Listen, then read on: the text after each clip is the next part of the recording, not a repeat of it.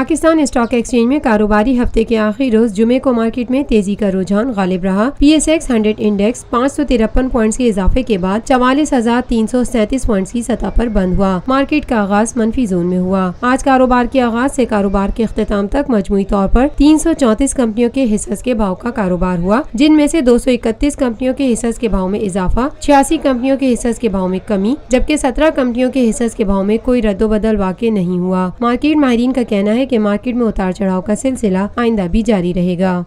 Lotus Lake Towers, a groundbreaking endeavor by Lotus Properties.